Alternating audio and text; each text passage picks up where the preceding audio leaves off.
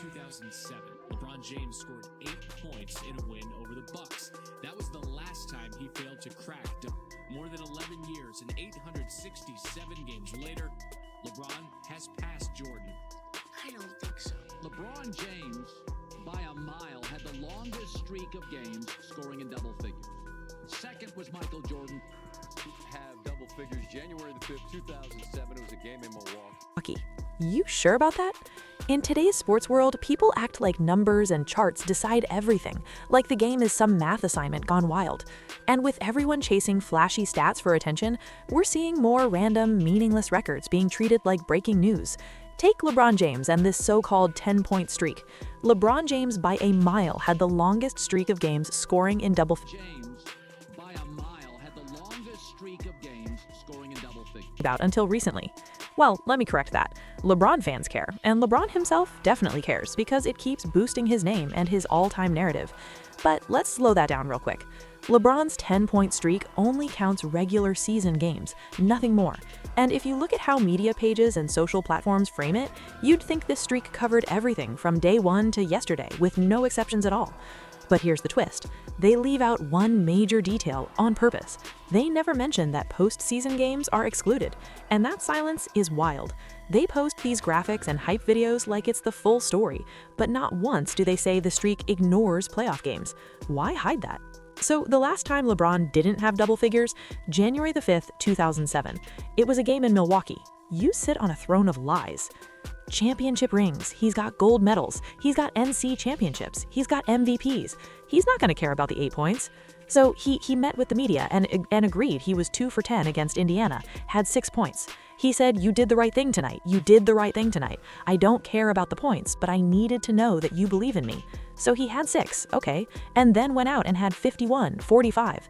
The answer is simple. The real number one in consecutive 10-point games, when you count every single game, including the playoffs, is actually Michael Jordan with 1,041 straight games. His streak ran from 1986 all the way to 2001, and everything counted. That's the real record, and it's not even close. So when you look at LeBron's version, it ends up being the most LeBron-type stat ever. Scoring 10 points is a super low bar for a superstar, and the record sounds bigger than it actually is. And as usual, some fans start twisting things, dodging context, and leaving out whatever doesn't help their angle. And here's the kicker. LeBron's own streak didn't even stay intact when you look at his whole career. It actually ended twice. The moment everyone remembers is Game 5 of the 2011 NBA Finals, where he finished with 8 points, a night fans still bring up today. But there's another one people forget. Game 5 against the Pacers in 2014, where he only put up 7 points. Both of those games break the streak instantly, and they're a part of the full story the media doesn't talk about. So now you've got 2 clear examples in just 4 years where LeBron dropped under 10 points, 8 against the Mavericks and 7 against the Pacers. That alone already cracks the whole narrative wide open. And here's what's been driving everybody up the wall lately. The last few days, LeBron fans have been repeating the same line over and over, like they rehearsed it together. They keep saying LeBron is so unselfish, that he doesn't care about stats, and that this record means nothing to him. Now that the streak has ended for real, what feelings did you have? As in, none. But he wants to keep it going. Flashback getting bottled up with Thomas, using his hands to get away. Boy, Thomas is just LeBron James inside as Nance set up that brick wall. So, LeBron has 10 points, and he'll be coming out to extend that streak to 873. Anyone who's watched LeBron for real knows that's not accurate. Just look back at 2018. That's when LeBron James broke Michael Jordan's streak, and the whole moment turned into a mini celebration. The game stopped. The ball was carried off as a souvenir, and it was treated like a career highlight. That's not someone who's indifferent.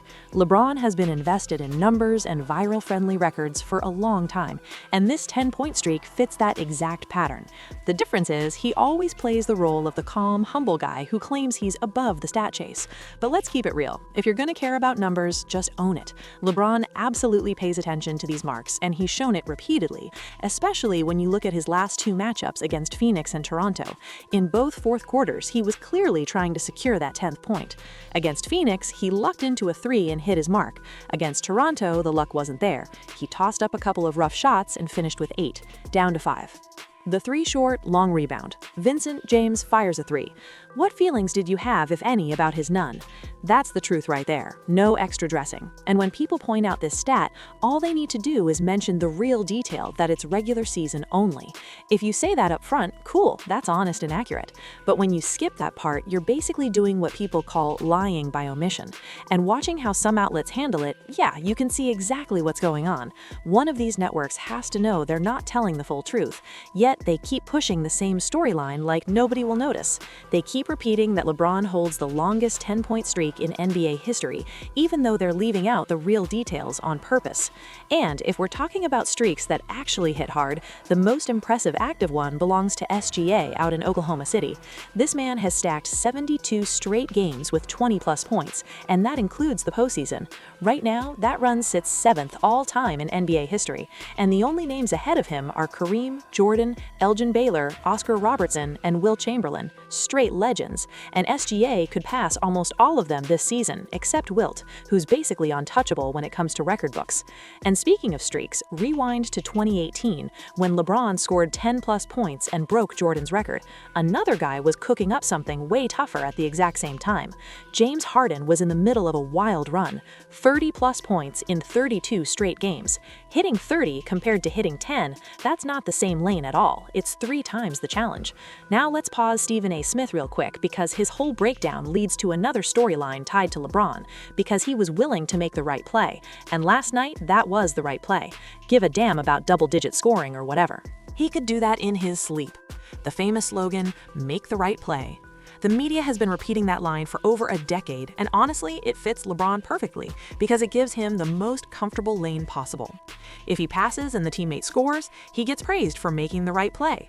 If he passes and the teammate misses, LeBron still gets labeled the good teammate who trusted his guy. Long sets the pick, LeBron turns the corner, plays it back out to Carmelo, resets, shoots, misses on it. Butler reaches cross-court. It's off the mark on this trip down. If they don't score, they're in trouble. Picked by Chandler, LeBron forces his way in. Camwell post 3 is in trouble. Just playing the game the right way. You always make the right play. It's the ultimate safety net for a lot of LeBron fans and even LeBron himself. That make the right play angle becomes a win-win shield they lean on every time. But when you study his career closely, that phrase doesn't always match what happens in real moments.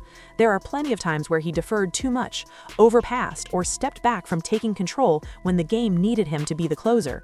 So when people talk about LeBron's long-term legacy, that phrase is always going to show up. It's catchy, sure, but it doesn't always hold up when you look at the full picture. The second big claim is that LeBron is some kind of Iron Man, but when you look closer, that doesn't really hold up either. And the third thing they push non-stop is that he always puts winning above stats, which might be the biggest myth in NBA history. His whole legacy keeps getting rewritten in real time, shaped by slick narratives, media spin, and a whole lot of selective memory. What makes it even wilder is how many fans fall for it.